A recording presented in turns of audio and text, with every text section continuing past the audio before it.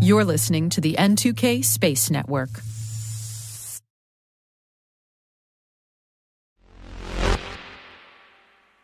It was the best of times. It was the worst of times. It was the age of wisdom. It was the age of foolishness. It was the season of success. It was the season of bankruptcy. It was the spring of launch. It was the winter of dissolution. Yes, you're listening to the correct podcast. Two similar names, but two very different fates for Virgin Orbit and Virgin Galactic. T-minus 20 seconds to LOS speed risk. Go for deploy. Roger roll. Today is May 17th, 2023. I'm Maria Varmazis, and this is T-minus.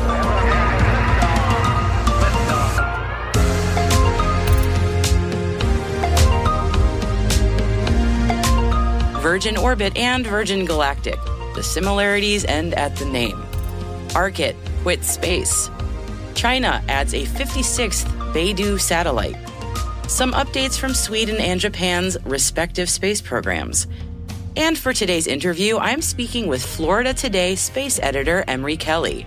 Emre will be discussing the progress of Boeing's Starliner program with me. Stay with us.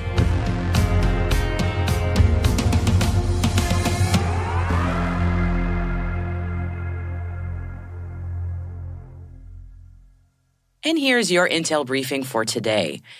I got to get all Dickensian in today's show open, this tale of two virgins. Yeah. Though the company's names both start with Virgin, and that's thanks to initial funding from the billionaire Richard Branson, once these companies are off on their own, despite the similar sounding names, they also have nothing to do with each other. And right now, Virgin Orbit and Virgin Galactic are in pretty opposite places. So let's start with the state of Virgin Orbit. It's bankrupt, officially as of April, and it's in the process of selling off its assets. Today, the news is that Stratolaunch has made a deal to buy some of Virgin Orbit's assets, mostly its aircraft, including the Cosmic Girl carrier, to the tune of $17 million. Stratolaunch has been working rather famously on its own air-to-orbit launch vehicles, like the gargantuan Rock aircraft, so Cosmic Girl might find herself quite comfortable in a new home with them. That said, the deadline for all bids on Virgin Orbit assets is May 19th, so you don't have much time if you want to get in and snipe a bid all eBay style.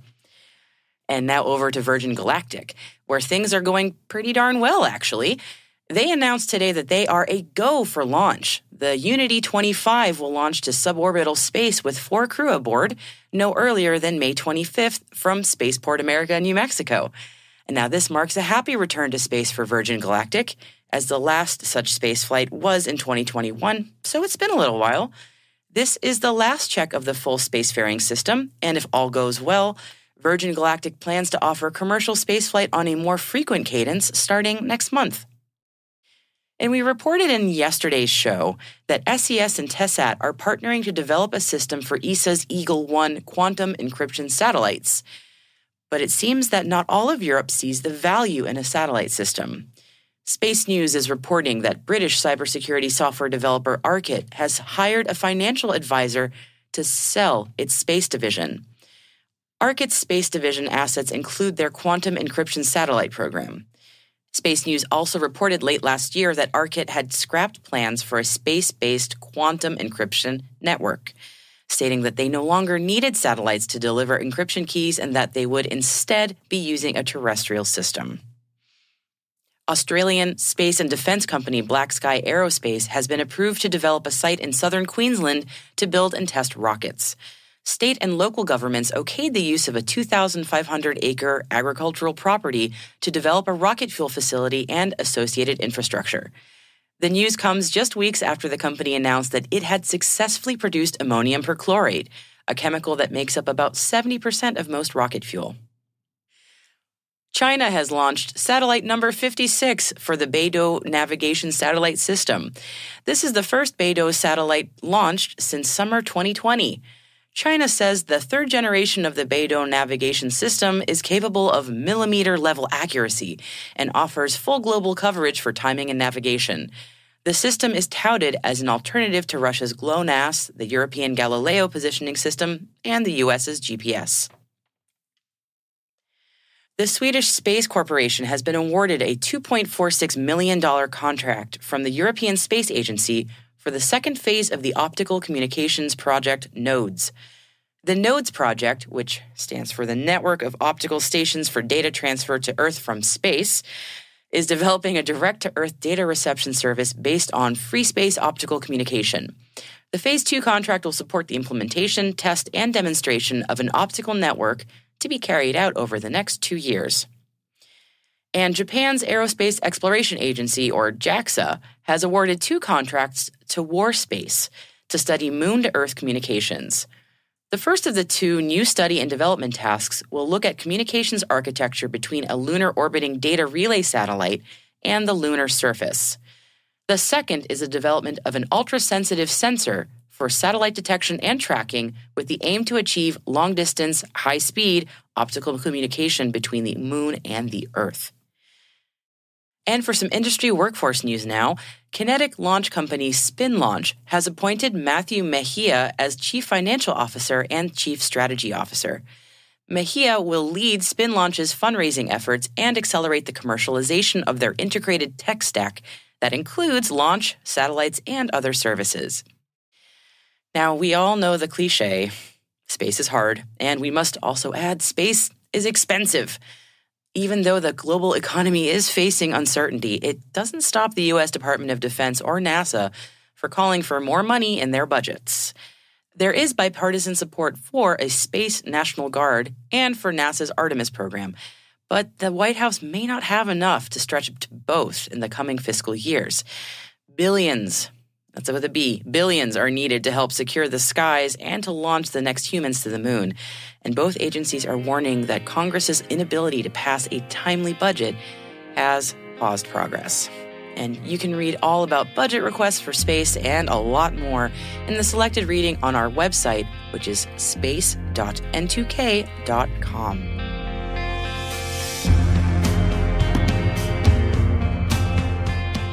And that concludes our Intel briefing for today. But stay with me for my conversation with Florida Today space editor Emre Kelly as he walks us through Boeing's Starliner program. And hey, T-Minus crew, if you find this podcast useful, and I really hope you do, please do us a favor and share a 5-star rating and a short review in your favorite podcast app. It'll help other space professionals just like you to find the show and join the T-Minus crew. Thank you, and we really appreciate it.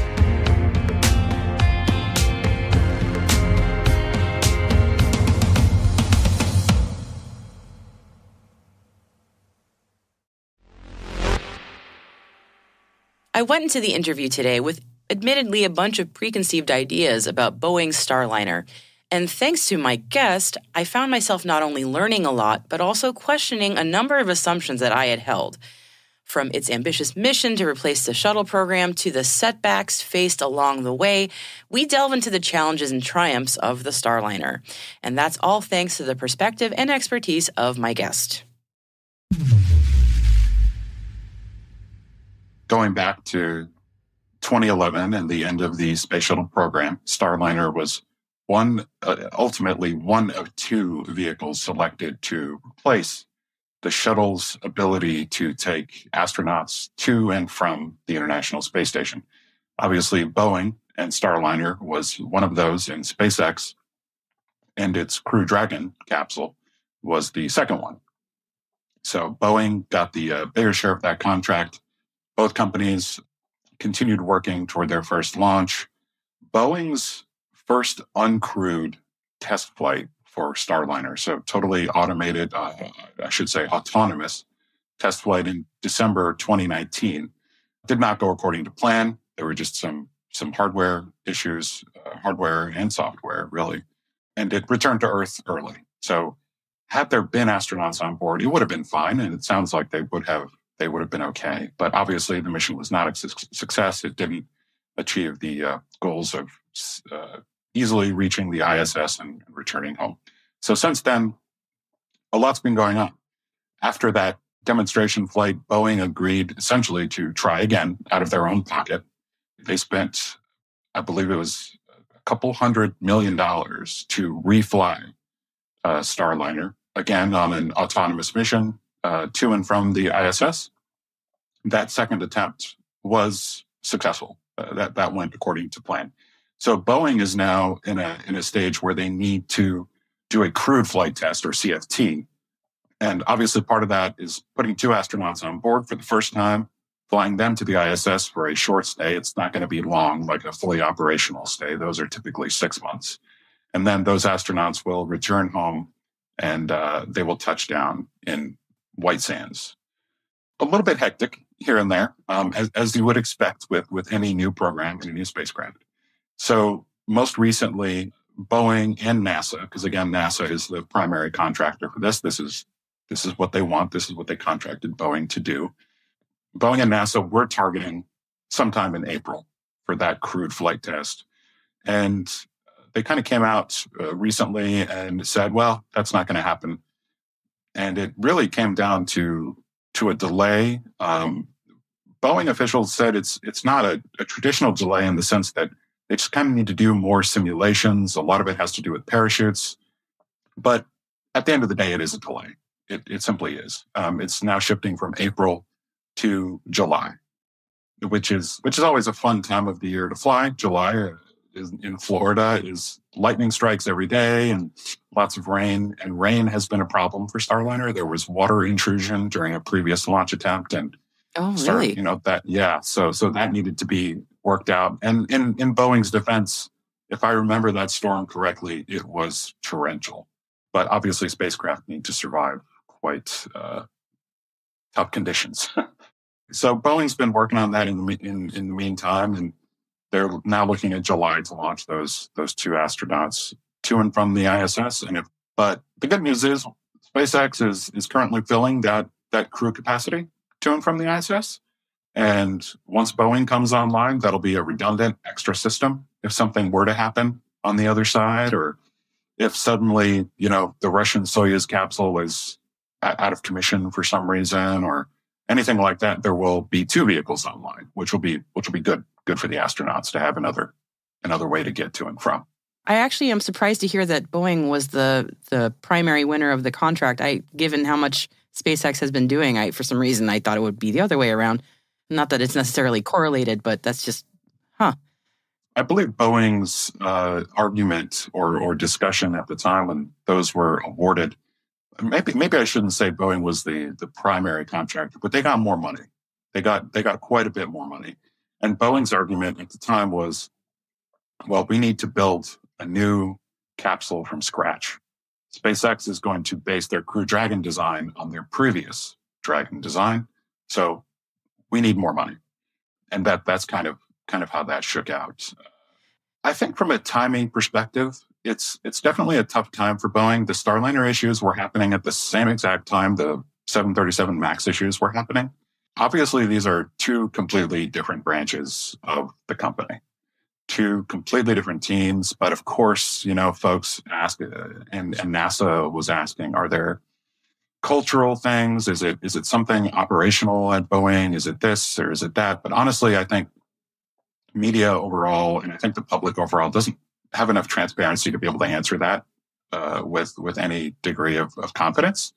But at the end of the day, when their first uncrewed mission launched in 2019, you can look at it one of 2 ways. At the end of the day, that capsule did not reach the ISS due to hardware and software problems, but it did launch, it did get to orbit, and it did return to White Sands, New Mexico. And, it wasn't a lost vehicle.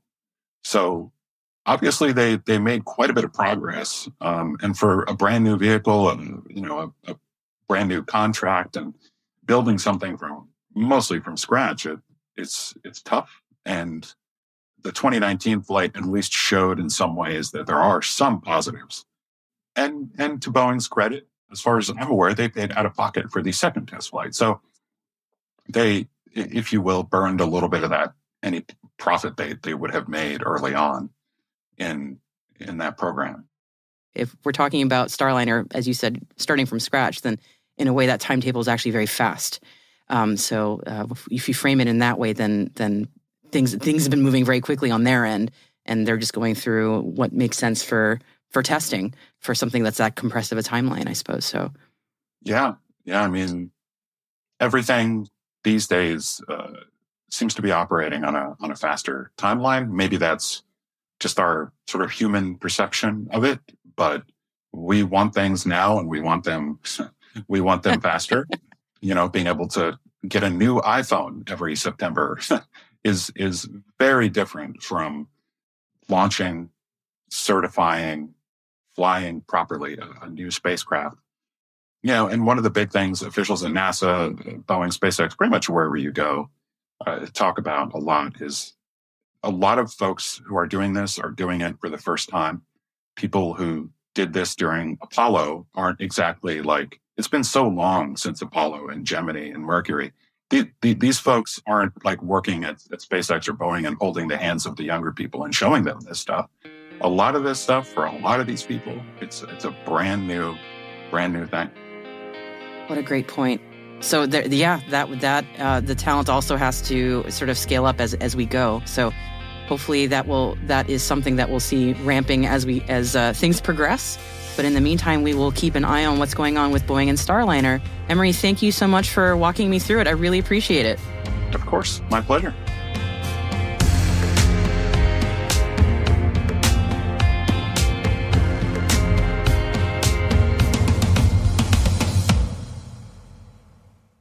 And we'll be right back. Welcome back. Now, crowdsourcing efforts to further scientific understanding have a long tradition. For example, a little history lesson here, women like Williamina Fleming, Antonia Maury, Annie Jump Cannon, Anna Winlock, Henrietta Leavitt, and Florence Cushman, amongst many others, were part of a group of women called the Harvard Computers, and they pored over reams of astronomical data in the late 1800s to early 1900s. Their work studying and cataloging stars contributed significantly to how we understand and classify stars to this day. And once the word computer came to mean a machine and not a person, we even crowdsourced computing power, if anyone remembers SETI at Home in the late 90s. And right now, at least until AI proves me wrong, humans are still the best at detecting patterns and anomalies and spotting things that maybe are where they shouldn't be. And there are a lot of citizen scientist programs out there right now that need your help to look through the astronomical data that's out there. And one of them, well, you can help defend Earth from a potentially hazardous near-Earth object. Kinda. The Catalina Sky Survey, based out of the University of Arizona, looks for near-Earth asteroids nightly, but it can't go through all the data it collects. So it needs you to help look through its images to see if the detections that they've made are real possible asteroids or just false alarms. The project launched yesterday, and so far, 828 volunteers have already classified over 34,000 images. And new images are uploaded daily for citizen scientists to look at, so no need to rush and call dibs. There's plenty of space for everybody.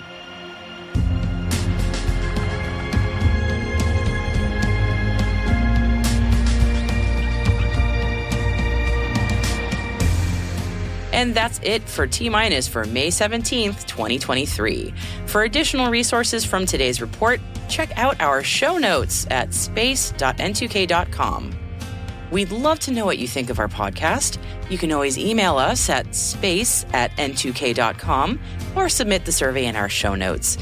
Your feedback ensures that we deliver the information that keeps you a step ahead in the rapidly changing space industry. N2K Strategic Workforce Intelligence optimizes the value of your biggest investment, your people. We make you smarter about your team while making your team smarter. This episode was produced by Alice Carruth. Mixing by Elliot Peltzman and Trey Hester, with original music and sound design by Elliot Peltzman. Our executive producer is Brandon Karpf. Our chief intelligence officer is Eric Tillman. And I'm Maria Varmazis. Thanks for listening. T-.